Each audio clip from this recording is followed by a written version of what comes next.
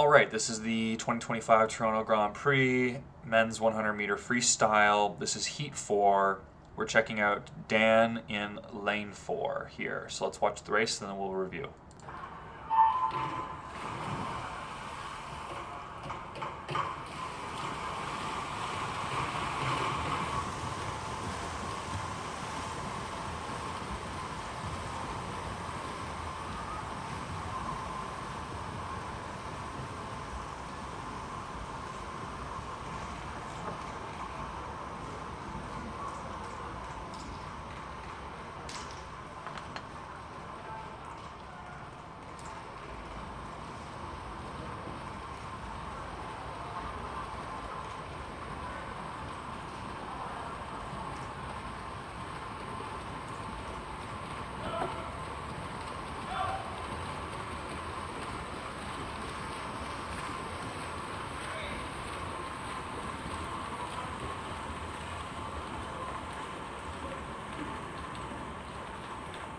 Nicely done, Dan. Okay, let's come back to the start here.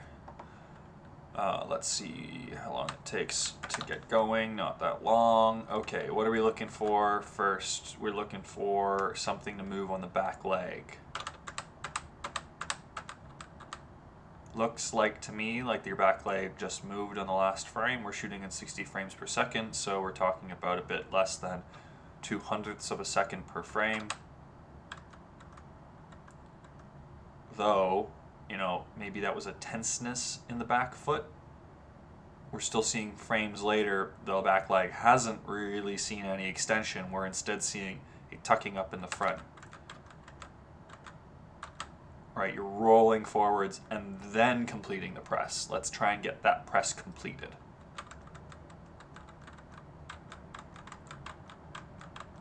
You can see how fast that back leg flips up.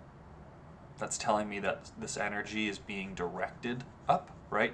You're kicking back, which, yeah, I get is like a lot of what we're thinking about when we're trying to launch ourselves off the blocks. But I'd rather not see so much energy be pushed up into the air rather than you trying to literally send this wedge off its rails into the people behind you, okay? Kill some people. Break the blocks every time we're getting off the blocks. Yes, we're going to see our body like flip up, and that helps us hit our angle of attack, but it just seems like a lot of energy going up, heels overhead, rather than us really driving out. Hands get together, angle of attack looks very nice, maybe a little, you can see how like this line is here, your arms, but there's just a little hint of ribs down is a bit lower, so I think you're popping your ribs a little bit. A little bit more tenseness in the core, because we can see that's a darn, actually pretty nice little entry. Let's watch that half speed. Yeah, I think literally maybe just a bit more tenseness in the core, and that's gonna keep this line a bit more together, and after that, that's just gonna be a great entry. You can see there's like no bubbles on you, dude.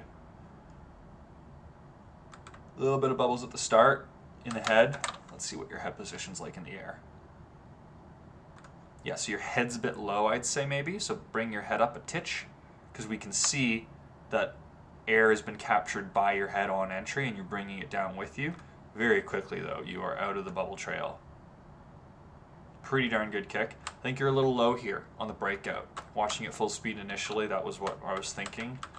We can see you're coming up very fast, right? You're out and then up almost, and then leveling out again. So we don't want to follow this track, we want to follow this track. We want all of our lines to be as smooth and as laid out as possible.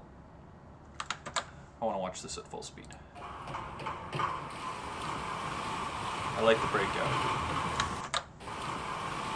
I'm going to mute this, sorry. I like those establishing strokes. 2, 3, 4, 5, 6, 7, 8. Okay, so we're breathing every stroke cycle. At least it's happening after our initial 3.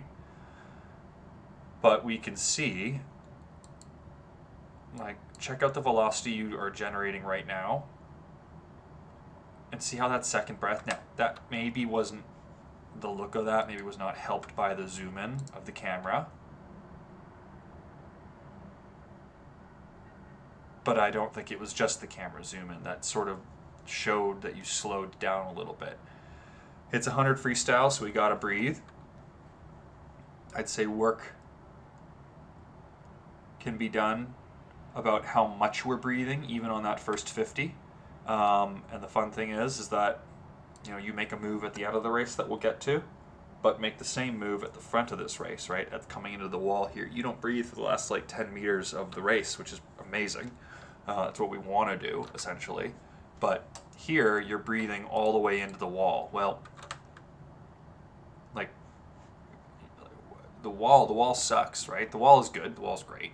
But the wall can be really slow if we let it be slow. So we want to make sure that we're doing everything in our power to make sure that the wall is fast. And part of that is hitting the wall at a higher velocity.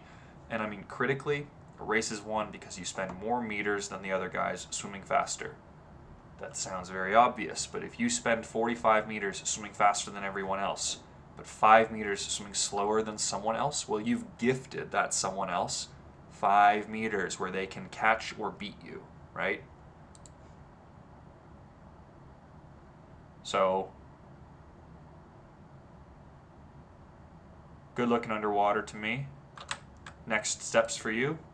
Can you go an extra meter farther, maintaining speed? It looks like you maintain speed really well for as far as that is. Kind of hard to tell how far you go, but it looks like kind of 5.5 meters maybe. Can you do 7.5 meters at the same velocity, right? We want to extend our underwaters so long as they are fast, up to 14.5 meters theoretically. We don't want to do an underwater that's 14.5 meters where 6 of them are fast and the remaining 9 are slow. We don't want to do that. We want to make it all one speed, all fast, as far as we can go. And your mission, because you're able to do it to here, is to keep incrementally increasing those distances.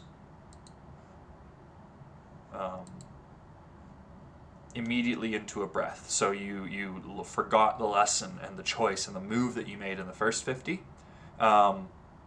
Where you took 3 establishing strokes to get highest potential velocity going right from the start of the race, and immediately you're hamstringing yourself. You take a breath right on the first stroke. If we're taking a breath, it's an obstruction, so our potential is lower. We're going to be here as opposed to the potential being up here. Theoretically, we're always going to have a decline over time and distance, right? Or we're going to fatigue. But if we start here, we might end up higher than if we start here. We might end up lower. So we want to start from the highest potential, okay? And it can feel really good to gallop, but I'm still going to reiterate that I like your more symmetrical stroke that's a bit longer. Something to also consider, it was easier to see on the first 50, so I encourage you to go back and check it out, but especially the right hand, you're kind of attacking it with a bear claw, rather than a nice long, like we can see you've got curl in your fingers there on that frame, okay? You are encountering the water with a higher surface area than, I mean, interestingly enough, it seems to be yourself on your left arm. That's more straight. So there's a lower surface area impacting the water on your left arm than on the right arm. Get that right arm in check. Get that right hand in check. Because the higher surface area encountering the water is higher drag. Higher drag is slow. This is the move that I was really happy to see you do. We can see that the breathing is slowing us down. Especially now that we're coming into profile, right? Perpendicular. The camera is, perpendicular, going to be aiming on this way. So when you get up to here, we're checking you out from a full side view. We lose any sort of distortion of depth and distance that happens otherwise.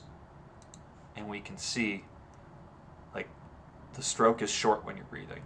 Look at that short stroke, look at that short stroke, look at that short stroke, and then you lengthen out. So, This is awesome because you have some really low-hanging fruit that you can improve on. It's the best kind of improvements that we can have. There's nothing about being tougher. There's nothing about being, um, you know, well, anything else that is, physically related. This is almost all psychological. Okay, making decisions to, sometimes, yeah, it's like taking the tougher route through, but you can do them. Practice them in practice. I think this is your last stroke, which is a good call. I'd like to see that head down just a titch more, right? We want to get into a streamline position as near as we can with one arm. Arm a little, your head a little bit lower, right? Because right now I think that there's a bit of a pocket where you're creating in between your arm and your head.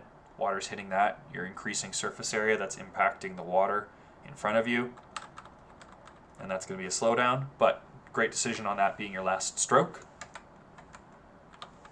No way that you should have taken another stroke to finish that distance. You're already traveling fast, and if we're traveling fast and we can glide without slowing down, we glide.